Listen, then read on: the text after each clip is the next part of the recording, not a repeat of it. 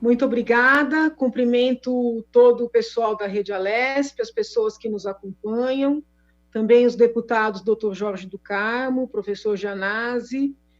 Queria me solidarizar e me irmanar, né, na pauta levantada hoje pelo professor Jorge do Carmo, quando a Assembleia se debruçou sobre um projeto que autorizava um empréstimo para seguirem as obras no Tietê.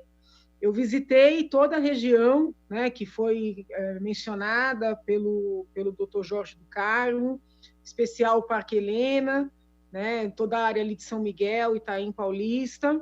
E um dos motivos pelos quais eu votei não, né, a autorização para o empréstimo foi porque eu, muito embora reconheça a importância da construção dos parques ali na várzea do Tietê, eu não consegui ver nas obras algo estrutural, né, algo efetivo para que essas enchentes não continuassem ocorrendo.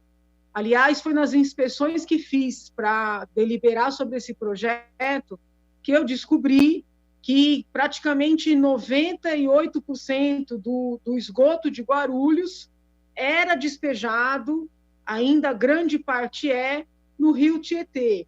Então, importante nós tenhamos em mente que essas obras precisam ser obras efetivas, né? Obras de saneamento básico, obras que terão consequências, e não apenas, e aqui eu não quero ofender ninguém, obras que têm um impacto, vamos dizer assim, visual, mas não estrutural. Então, eu quero aqui me colocar à disposição do deputado Jorge do Carmo para apoiar esses pleitos todos de medidas efetivas para que a população da Zona Leste de São Paulo, eu mesma sou, né, assim, venho da Zona Leste, e que essa população tenha toda a atenção necessária para que não seja vítima de enchentes nessa época de chuvas aí que aflige, né, essa população no início de todo o ano. Então, deixo aqui a minha solidariedade e me voluntario a assim, ajudar mesmo o deputado nessa pauta, que é uma pauta muito importante.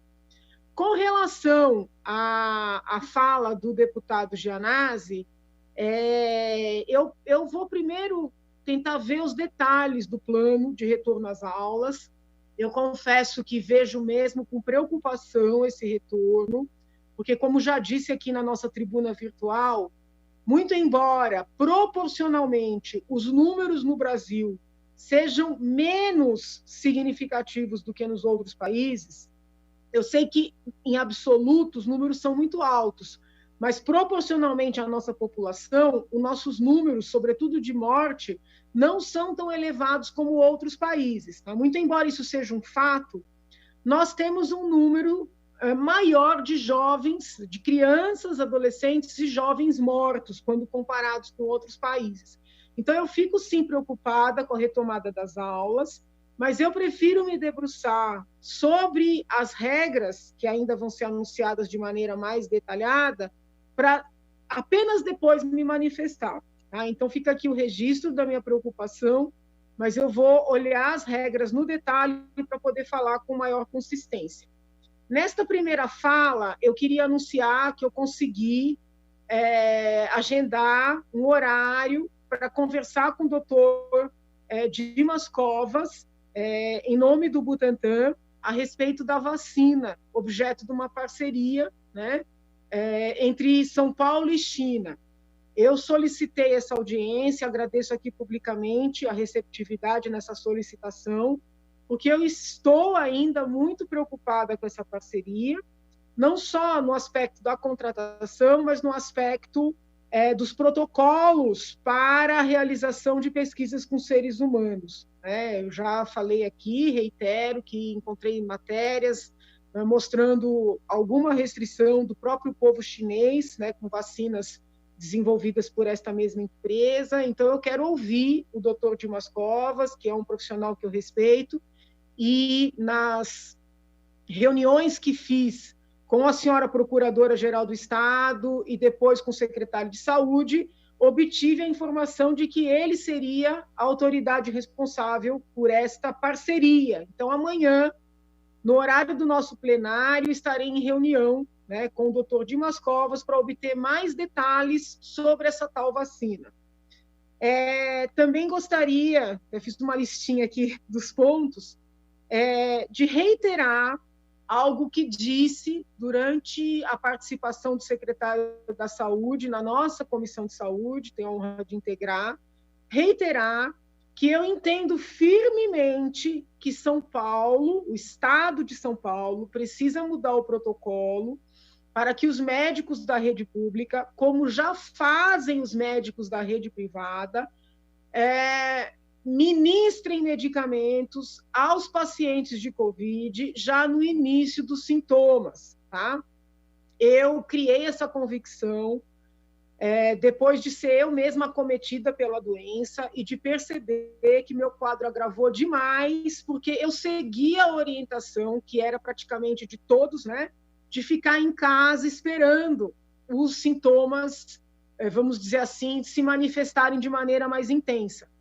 E quando eu fui para o hospital, já eram 15 dias, né, de agravamento dos sintomas e o meu quadro ficou bastante significativo. Eu lembro das faltas de ar, são faltas de ar muito diferentes, né, da que eu sou uma pessoa que tem muita alergia, sempre convivi com faltas de ar, mas nunca nada parecido com a falta de ar do Covid, né, que a gente sente como um caminhão em cima do peito. Então, eu questionei o secretário da Saúde, ele me respondeu de maneira técnica, então aqui não tem nenhuma agressividade, nenhuma acusação, nenhuma afronta, mas tem um inconformismo, acho que a palavra correta é essa, porque o secretário respondeu que como não existe um remédio, também não existe vacina, que ele não vai fazer protocolo nenhum orientando os médicos do setor público a medicarem.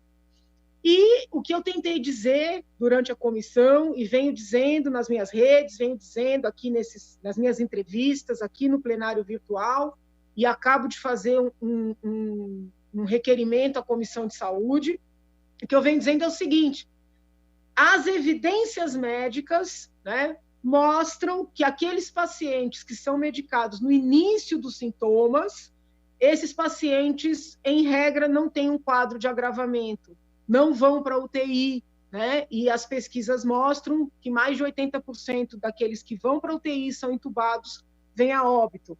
Então, assim, eu ando muito incomodada, muito inconformada com essa insistência do secretário estadual de saúde em não fazer um protocolo para tratar os pacientes já no início dos sintomas.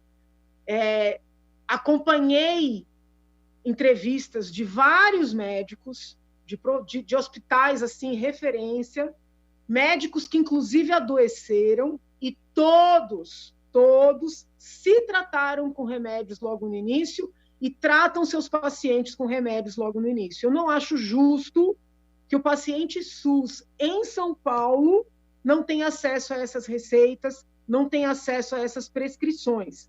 Quero deixar muito claro que eu não estou falando de cloroquina, não estou falando de hidroxicloroquina necessariamente, tá? Estou falando de medicação em geral, tá?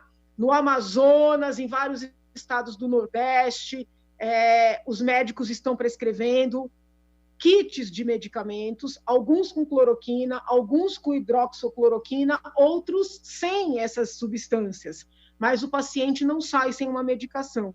Em São Paulo, não é isso que está acontecendo na rede pública. O paciente é mandado para sua residência para ficar esperando outros sintomas.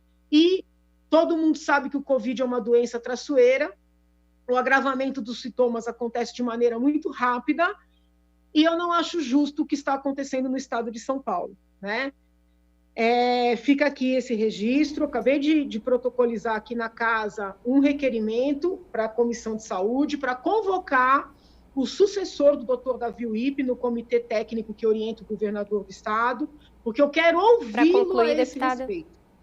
Eu, em regra, não gravo vídeos, não faço manifestações ofendendo ninguém, agredindo ninguém, acusando ninguém, mas eu entendo que é um direito dever meu, como deputada, chamar e poder dialogar com essas autoridades. Nesse sentido, anuncio que nesta noite, hoje à noite, às 20 horas, eu vou participar de um debate com médicos do Brasil inteiro, na página de Face, que recebe o nome de Médicos pela Vida Covid-19. Para concluir, eu vou publicar o postzinho do evento nas minhas redes, fui convidada a participar desse evento, fiquei muito honrada com o convite, e o intuito é ouvir experiências de médicos, Brasil afora, para concluir, deputada, pacientes no início dos sintomas. Então, fica aqui o convite para que todos acompanhem esse debate, e eu já peço a minha reinscrição para tratar dos outros temas. Muito obrigada.